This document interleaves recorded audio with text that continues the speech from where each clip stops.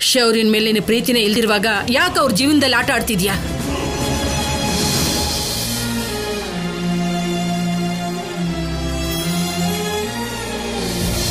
ನಾಳೆ ಸಿನಿಮಾದಲ್ಲಿ ನನ್ನ ಪರ್ಫಾರ್ಮೆನ್ಸ್ಗೆ ಇದು ಉಪಯೋಗ ಆಗುತ್ತೆ. ಇಲ್ಲಿಂದಾನೇ ಶುರು ಮಾಡೋಣ. ಎಂತ ಮಾತಂದ್ರಿ ಅಜ್ಜಿ? ನನಗ್ ನ್ಯಾಯ ಕೊಡ್ಸ್ಬೇಕಾಗಿರೋ ನೀವೇ ಹೀಗ್ ಮಾತಾಡಿದ್ರೆ ನನಗ್ ನ್ಯಾಯ ಸಿಗುತ್ತಾ? ನಾನು ಯಾವತ್ತಾದ್ರೂ ನಿಮ್ ಮಾತಿಗೆ ಎದುರು ಮಾತಾಡಿದೀನ? ಶೌರ್ಯನ್ ಮೇಲೆ ಪ್ರೀತಿ ಇಲ್ದಿದ್ರೆ ನನ್ ಮಗುನ್ ಹೆರ್ತಿದ್ನಾ?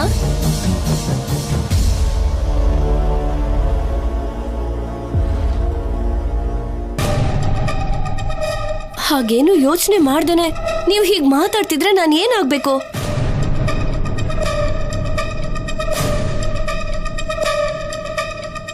ನಿಮ್ ಸ್ವಂತ ಮೊಮ್ಮಗಳಿಗೋಸ್ಕರ ನನಗ ಅನ್ಯಾಯ ಮಾಡ್ತೀರಾ ಅಜ್ಜಿ? ನನ್ನ ನಡು ಬೀದಿಲ್ ಬಿಡ್ತೀರಾ? ನನಗ್ ಸಿದ್ದು ಜೊತೆ ಅಫೇರ್ ಇದೆ ಅನ್ನೋದೆಲ್ಲ ಸುಳ್ಳು.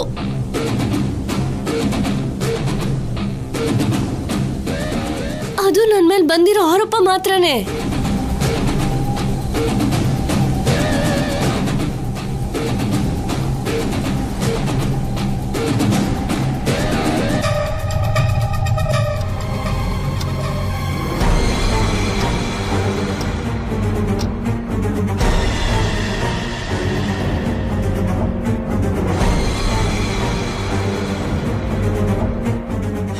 ಇಷ್ಟೊತ್ತಿಗೆ ಅತ್ತೆ ಆ ಕಡೆಯಿಂದ ಕಲ್ಯಾಣಿ ತುಳಸಿ ಕಟ್ಟೆ ಹತ್ರ ಪೂಜೆಗೆ ಬರ್ಬೇಕಿತ್ತು. ಇನ್ನೂ ಯಾಕೆ ಬಂದಿಲ್ಲ ಇವರು? ಕೋರ್ಟ್ ತೀರ್ಪು ಬಗ್ಗೆ ಯೋಚನೆ ಮಾಡ್ತಾ ಇವ್ರಿಗೆ ನಿದ್ರೆ ಬಂದಿಲ್ವೇನೋ ಪಾಪ.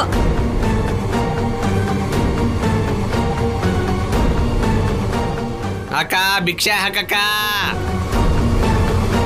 ಇದೇನು ಅಮ್ಮ ತಾಯಿ ಅನ್ನೋ ಬದಲು ಅಕ್ಕ ಅಂತ.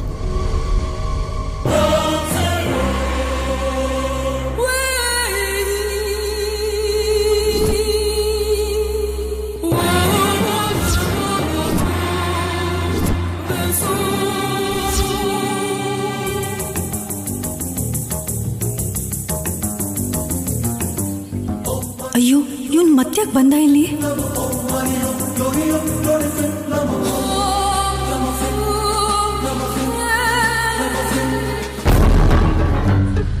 ಸಂಪದ, ನಿನಗೆ ಪುಣ್ಯ ಬರುತ್ತೆ. ಚಿಕ್ಕವಳೆ ಆಗಿದ್ರು ನಿನ್ನ ಕೈ ಮುಗಿತೀನಿ. ಅಜ್ಜಿ,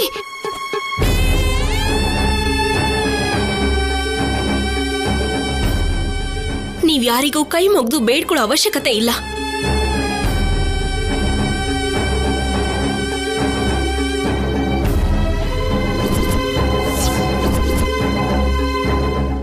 ನನ್ ಬಗ್ಗೆ ನೀವ್ಯಾರು ಹೆದರ್ಕೊಳ್ಳೋ ಅವಶ್ಯಕತೆ ಇಲ್ಲ. ಕೋರ್ಟಲ್ಲಿ ನಾನೇ ಗೆಲ್ಲೋದು.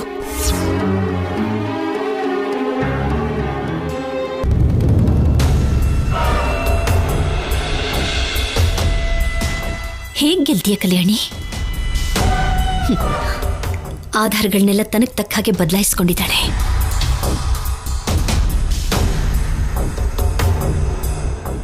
ತೀರ್ಪು ಇನ್ನೊಂದು ಸ್ವಲ್ಪ ಹೊತ್ತಲ್ಲಿ ಅವಳ ಪರವಾಗಿ ಆಗ್ಬಿಡುತ್ತೆ.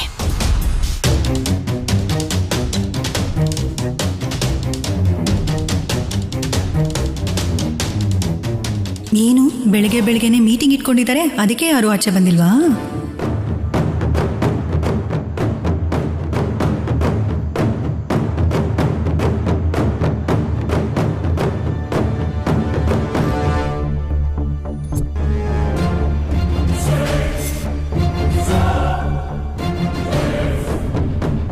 ಅಕ್ಕ ಭಿಕ್ಷೆ ಹಾಕಕ್ಕ.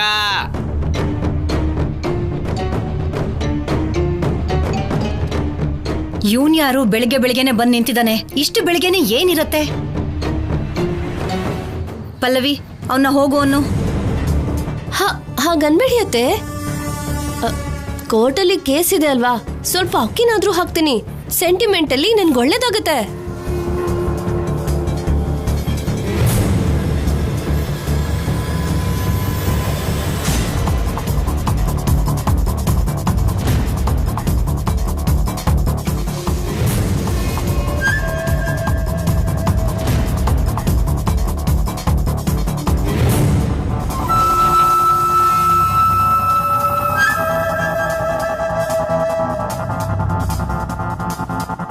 ಯಾಕಜ್ಜಿ ಅನವಶ್ಯಕವಾಗಿ ಅವಳ ಹತ್ರ ಕೇಳ್ಕೊತಾ ಇದ್ಯಾ?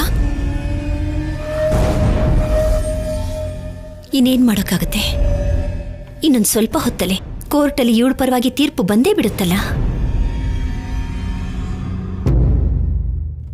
ಅದಕ್ಕೋಸ್ಕರ ಮುಂದೆ ಯಾವ ತೊಂದರೆನೂ ಕೊಡಬೇಡ ಅಂತ ಇವಳನ್ನ ಕೇಳ್ಕೊಳ್ಳೋಕ್ಕೋಸ್ಕರ ಹಾಗೆ ಮಾಡ್ತಿದ್ದಾರೆ.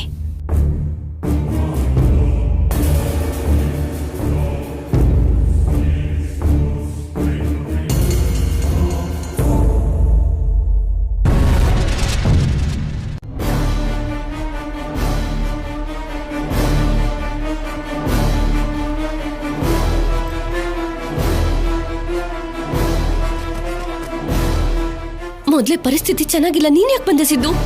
ಪರಿಸ್ಥಿತಿ ಚೆನ್ನಾಗಿಲ್ದೇ ಇರೋದು ನಮ್ದು, ನಿನಗಲ್ವಲ್ಲ. ಯಾಕೆ ಅತ್ತೆ ಮನೆಗೆ ಬರ್ತಿದ್ದಾಗೇನೆ ಈ ಸಿದ್ದು ಜೊತೆ ಅಗತ್ಯ ಮುಗೀತು ಅಂತ ಅನ್ಸ್ತಾ? ನಿನಗೋಸ್ಕರ ನಾವು ಬೀದಿ ಪಾಲಾಗಿದ್ರೆ ನೀನ್ ಮಾತ್ರ ಆರಾಮಾಗಿ ಮನೇಲಿದ್ಯಾ. ಅದು ಸಾಲಲ್ಲ ಅಂತ ಅವ್ರ ಬಂಗಾರನ ಕಾಪಾಡೋದಕ್ಕೆ ಅದು ನಕಲಿ ಒಡವೆ ಅಂತ ನನಗೆ ಸುಳ್ಳು ಹೇಳಿ ಅಸಲಿ ಒಡವೆನ ನನ್ನ ಕೈಯಾರ ನಾನೇ ಕೊಡೋ ಹಾಗೆ ಮಾಡಿದೆ. ನಂಬಿಸಿ ನನಗೆ ಮೋಸ ಮಾಡ್ತೀಯ. ನಿನ್ನನ್ನು ಬದುಕೋಕ್ ಬಿಡಲ್ಲ. ಸಿದ್ದು, ನಾನು ನಿನಗೆ ಮೋಸ ಮಾಡೋದು ಅಂದ್ರೇನು? ನೀನು ಹಾಗೆ ನಾನು ಅವ್ರ ಮಾತು ನಂಬಿ ಮೋಸ ಹೋಗಿದ್ದೀನಿ. ನಿಲ್ಸು ನಿನ್ನ ನಾಟಕನ.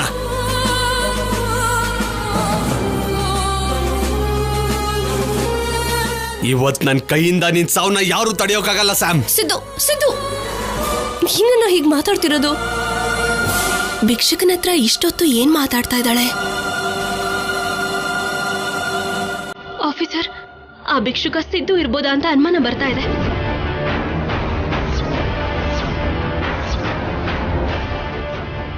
ನನಗೆ ಮೋಸ ಮಾಡ್ತೀಯ ಅಂದ್ರೆ ನಿನ್ನ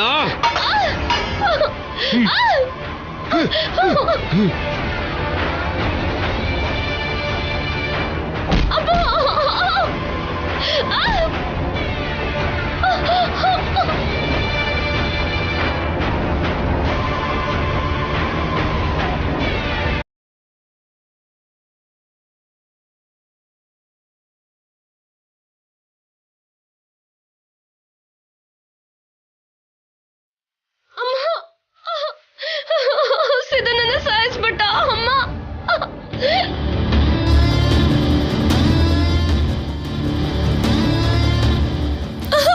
ಸಂಪದ, ಸಂಪದ, ಸಂಪದ, ಸಂಪದ, ಸಂಪದ ಏನಾಯ್ತು? ಸಂಪದ ಏನಾಯ್ತು? ಸಂಪದ, ಸಂಪದ, ಅಮ್ಮ.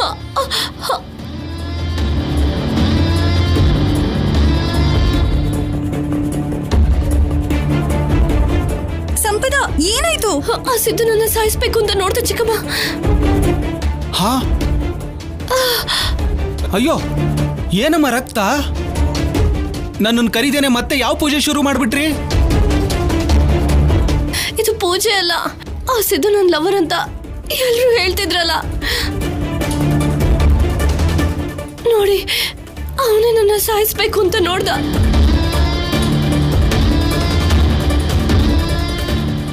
ಸಮಯಕ್ಕೆ ನನ್ನ ಗಂಡ ಬರ್ತಿದ್ದ ಹಾಗೆ ಓಡ್ ಹೋದ. ತುಂಬಾ ರಕ್ತ ಹೋಗ್ತಿದೆ, ಮೊದಲು ಹಾಸ್ಪಿಟಲಿಗೆ ಕರ್ಕೊಂಡು ಹೋಗೋಣ. ಇವತ್ತು ಕೋರ್ಟ್ಗೆ ಹೋಗ್ಬೇಕಲ್ವೇನಮ್ಮ? ಕರುಣಾಕರ್ ಅವರೇ, ಕಣ್ ಮುಂದೆ ಸಂಪದಾಗೆ ಅಷ್ಟು ರಕ್ತ ಹೋಗ್ತಾ ಇದ್ರೆ ಕೋರ್ಟ್ ಅಂತ ಹೇಳ್ತಿರಲ್ಲ. ಒಂದೆರಡು ದಿನ ಮುಂದಕ್ಕೆ ಹಾಕಿ ಪ್ಲೀಸ್. ಇದೇನು ಅವಳ ಬಗ್ಗೆ ನೀನ್ ವಕಾಲ ತೋಯಿಸ್ಕೊಳ್ಳೋ ಹಾಗೆ ಉಲ್ಟಾ ಮಾತಾಡ್ತಿದ್ಯಾ?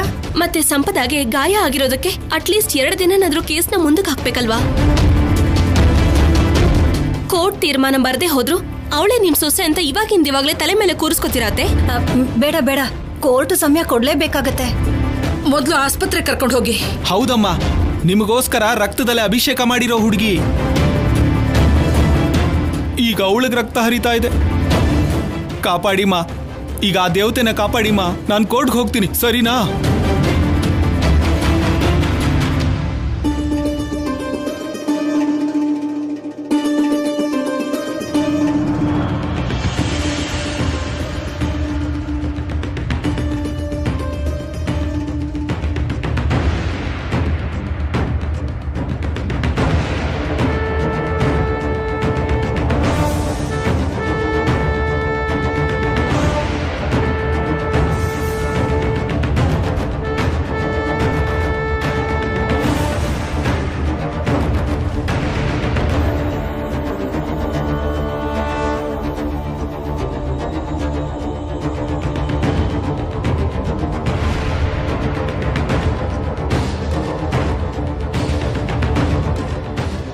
ಬೇಗ ಹೋಗು.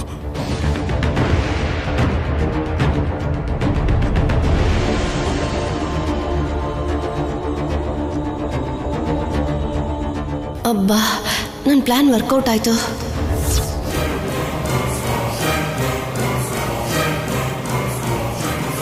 ಇವತ್ ನನ್ನ ಕೈಯಿಂದ ನಿನ್ ಸಾವನ್ನ ಯಾರು ತಡೆಯೋಕ್ಕಾಗಲ್ಲ ಸ್ಯಾಮ್. ಸಿದ್ದು, ನೀನ್ ಹೋಗಿರೋ ಬಂಗಾರದ ಬಗ್ಗೆ ಯೋಚನೆ ಮಾಡ್ತಿದ್ಯಾ?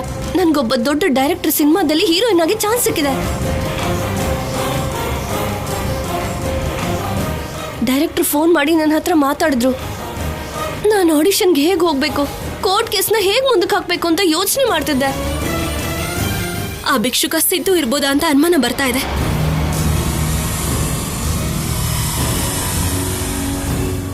ಸಿದ್ದು, ಶೌರ್ಯ ಬರ್ತಿದ್ದಾನೆ. ಕೋರ್ಟ್ ಮುಂದೂಡೋ ಹಾಗೆ ಏನಾದ್ರೂ ಒಂದ್ ಮಾಡು ಸಿದ್ದು, ಬೇಗ ಸಿದ್ದು.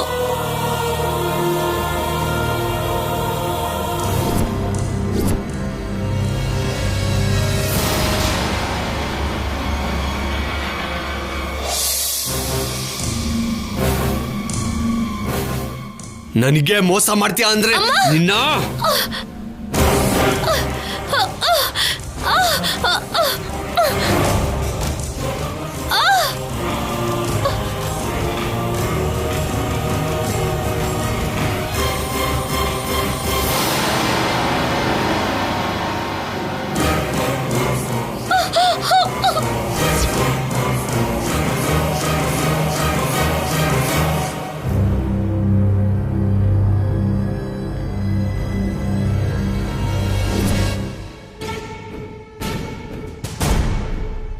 ಡಾಕ್ಟರ್. ಏನ್ ಸರ್, ಏನ್ ಪ್ರಾಬ್ಲಮ್? ಒಂದ್ ಚಿಕ್ಕ ಸುಳ್ಳು ಹೇಳಬೇಕು. ಅಗತ್ಯಕ್ಕೆ ತುಂಬಾ ಜನ ಸುಳ್ಳು ಹೇಳಿ ಅಂತಾರೆ, ಆದ್ರೆ ಸುಳ್ಳು ಹೇಳೋದಕ್ಕೆ ಏನ್ ಟ್ರೀಟ್ಮೆಂಟ್ ಇರುತ್ತೆ ಹೇಳಿ? ಸುಳ್ಳು ಹೇಳಬೇಕಾಗಿರೋದು ನೀವು. What nonsense are you talking?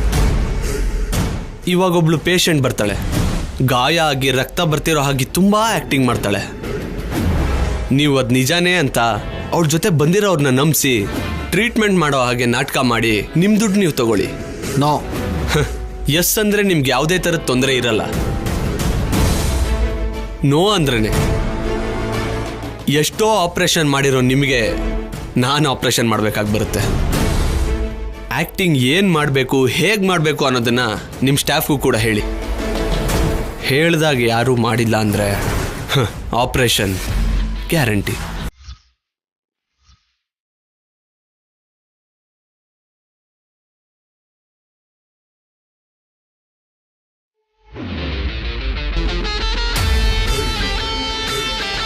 ಅರೆ ಡಾಕ್ಟರ್, ಬ್ಲಡ್ ತುಂಬಾ ಹೋಗಿರೋ ಆಗಿದೆ. ತಕ್ಷಣ ಆಪರೇಷನ್ ಥಿಯೇಟರ್ ಕರ್ಕೊಂಡೋಗಿ. ನೀವಿಲ್ಲೇ ಇರಿ.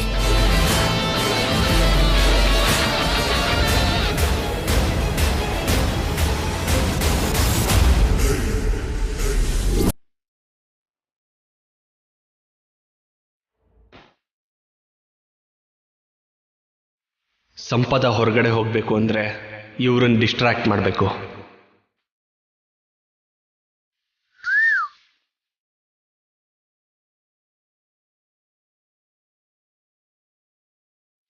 ಸಿದ್ದು, ಸಿದ್ದು, ಏಯ್ ಸಿದ್ದು ನಿಲ್ಲು. ಏಯ್ ಸಿದ್ದು, ಸಿದ್ದು ನಿಂತ್ಕೊಳ್ಳೋ. ಏಯ್ ಸಿದ್ದು, ಸಿದ್ದು ನಿಲ್ಲು.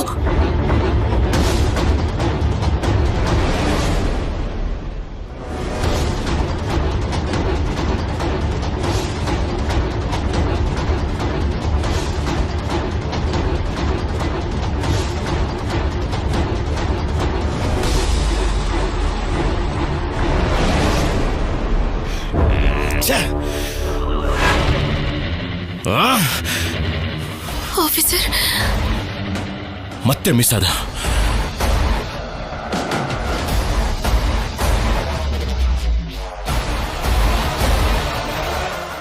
ಹೋಗೋಣ ಬನ್ನಿ.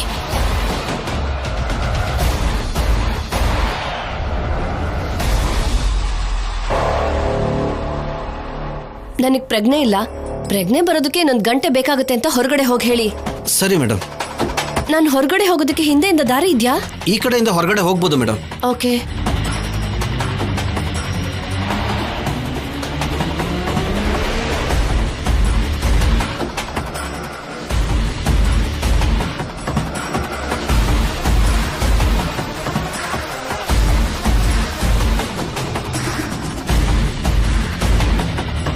ಡಾಕ್ಟರ್, ಸಂಪದ ಹೇಗಿದ್ದಾಳೆ?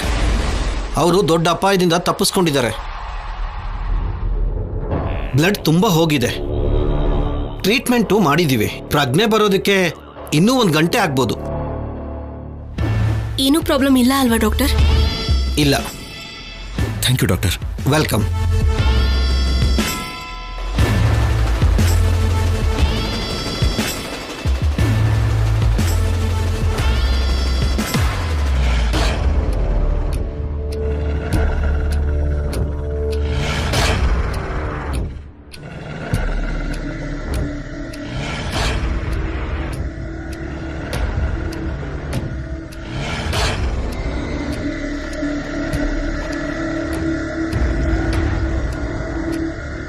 ನಾವೀಗಲೇ ಕೋರ್ಟ್ನಲ್ಲಿ ಕೇಸ್ ಏನಾಗುತ್ತೋ ಅಂತ ಭಯ ಪಡ್ತಾ ಇದ್ರೆ ಈಗ ಈ ಸಮಸ್ಯೆ ಬೇರೆ. ಜಗಳ ಆಗಿದ್ದು ಸಿದ್ದು ಸಂಪದ ಮಧ್ಯೆ ಆದ್ರೂ ಆ ಗಾಯನ ತೋರಿಸಿ ಅದು ಕೂಡ ನಮ್ಮಿಂದನೇ ಆಗಿದ್ದು ಅಂತ ಕೋರ್ಟಲ್ಲಿ ಏನ್ ಜಗಳ ಮಾಡ್ಬಿಡ್ತಾಳೋ ಅಂತ ನನ್ನ ಭಯ. ಅದು ನಿಜನೇ ಶಿವರಾಮ್. ಉಪಯೋಗ ಆಗುತ್ತೆ ಅನ್ಕೊಂಡ್ರೆ ಹೆತ್ತ ಮಗು ಪ್ರಾಣನ ಕೂಡ ಉಪಯೋಗಿಸ್ಕೊಳ್ಳೋಳು ಸಂಪದ. ನೀನ್ ಅಂದ್ಹಾಗೆ ಮಾಡಿದ್ರೂ ಮಾಡ್ತಿರ್ತಾಳೆ. ಅಷ್ಟಕ್ಕೂ ಅವಳನ್ನ ನನ್ನ ಮಗನು ಕೊಟ್ಟು ಮದ್ವೆ ಮಾಡಿಸಿದ್ದೆ ನಾವು ಮಾಡಿದ ದೊಡ್ಡ ತಪ್ಪು. ಯಾವ ಘಳಿಗೆಯಲ್ಲಿ ಮನೆ ಕಾಲಿಟ್ಲೋ ಏನೋ, ಯಾವುದಾದ್ರೂ ಒಂದು ಕಾರಣಕ್ಕೆ ಜಗಳ ತೆಗೆದು ಮನೇಲಿ ಶಾಂತಿನೇ ಇಲ್ದಂಗೆ ಮಾಡಿದ್ದಾಳೆ.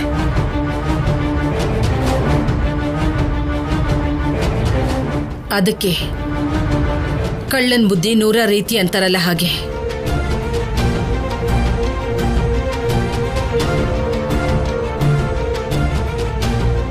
ಶೌರ್ಯ, ಹೇಗಿದೆ ಸಂಪದಂಗೆ? ಪ್ರಾಣಕ್ಕೇನು ಅಪಾಯ ಇಲ್ಲ ಅಜ್ಜಿ. ಸಂಜೆ ಅಷ್ಟರಲ್ಲಿ ಡಿಸ್ಚಾರ್ಜ್ ಮಾಡ್ತೀವಿ ಅಂತ ಹೇಳಿದ್ದಾರೆ. ಹೋಗ್ಲಿ ಬಿಡು. ಅವಳಿಗೆ ಏನಾಗ್ಬಿಟ್ಟಿತ್ತು ಅಂತ ಎಲ್ರಿಗೂ ಗಾಬರಿ ಆಗ್ಬಿಟ್ಟಿತ್ತು. ಒಟ್ನಲ್ಲಿ ನಿಮ್ಮ ಸಂಬಂಧ ಗಟ್ಟಿಯಾಗಿದೆ ಅನ್ನೋದಕ್ಕೆ ಇದೇ ಉದಾಹರಣೆ.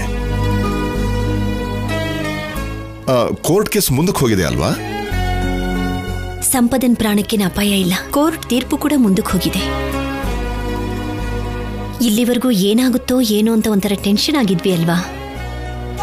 ಈಗಾದ್ರೂ ಸ್ವಲ್ಪ ಸಮಾಧಾನವಾಗಿರಿ. ಅಷ್ಟಕ್ಕೂ ಈ ಸಿದ್ದು ಸಂಪದ ಮೇಲೆ ಕೈ ಮಾಡೋದು ಅಂದ್ರೇನು? ಇದೇನೋ ಹೊಸದಾಗಿದೆಯಲ್ಲ. ನನಗೂ ಅದೇ ಅನುಮಾನ ಬರ್ತಿದೆ. ಸಂಪದಂಗೋಸ್ಕರ ನಮ್ಮ ಮೇಲೆ ದಾಳಿ ಮಾಡೋನು, ನೇರವಾಗಿ ಅವಳ ಮೇಲೆ ದಾಳಿ ಮಾಡೋದೇನು, ಸಂಪದ ಹಾಸ್ಪಿಟ್ಲಿಗೆ ಅಡ್ಮಿಟ್ ಆಗೋದೇನು, ನನಗೇನು ಅರ್ಥ ಆಗ್ತಿಲ್ಲ. ಶೌರ್ಯ, ಆ ಸಿದ್ದು ಸಿಕ್ಕಿದ್ರೆ ಈ ಸಲ ನನಗೊಪ್ಸು. ಮಾವಿನಕಾಯಿ ಕತ್ತರಿಸ್ದ ಹಾಗೆ ತುಂಡಾಗಿ ಕತ್ತರಿಸಿ ಅವನ್ನ ಉಪ್ಪಿನಕಾಯಿ ಹಾಕ್ಬಿಡ್ತೇನೆ. ನಿನ್ ಕೋಪ ಮಾಡ್ಕೋಬೇಡ ದಮಯಂತಿ. ನಿನ್ ಕೋಪಕ್ಕೆ ಅವನ ವಿಷಯ ಏನೇ ಆದ್ರೂ ಮನೇಲಿ ಕುರ್ಚಿ ಮಂಚ ಅಂತ ಮುರಿದೋಗ್ತಿದೆ. ಅದೇನು ಹಾಗಂದ್ರೆ? ಅವನ್ ಸಿಗ್ಲಿಲ್ಲ ಅಂತ ಅದನ್ನೆಲ್ಲ ಒಡೆದಾಕ್ತಿದ್ದಾಳೆ. ಸಾಕ್ ನಿಲ್ಲಿಸ್ರಿ. ಅಷ್ಟಕ್ಕೂ ಇದೆಲ್ಲ ಈ ಕಲ್ಯಾಣಿಯಿಂದಾನೆ, ನಿನ್ನಿಂದಾನೆ ಆ ಸಿದ್ದು ಮತ್ತೆ ಮತ್ತೆ ಇಲ್ಲಿಗೆ ಬರ್ತಿರೋದು. ಹಾಗ್ ತಿರ್ಗಿ ಹೀಗ್ ತಿರ್ಗಿ ಯಾವಾಗ್ಲೂ ನನ್ನ ಮಗಳನ್ನ ಯಾಕೆ ದೂಷಣೆ ಮಾಡ್ತೀಯ ದಮಯಂತಿ? ಮತ್ತಿನ್ನೇನಮ್ಮ, ಆ ಸಿದ್ದುಗಿರೋ ಕೋಪ ನನ್ ಮಗನ್ ಮೇಲೆ ಅಲ್ಲ, ನಿನ್ನ ಮಗಳ ಮೇಲೆ.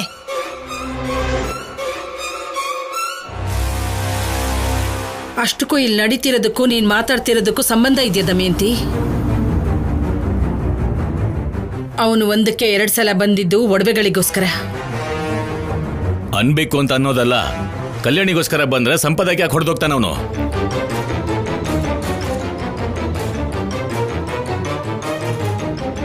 ಆ ಸಂಪದ ಏನಾಗಿತ್ತು ಅಂತ ಎಲ್ಲರೂ ಭಯ ಪಟ್ಟಿದ್ವಿ.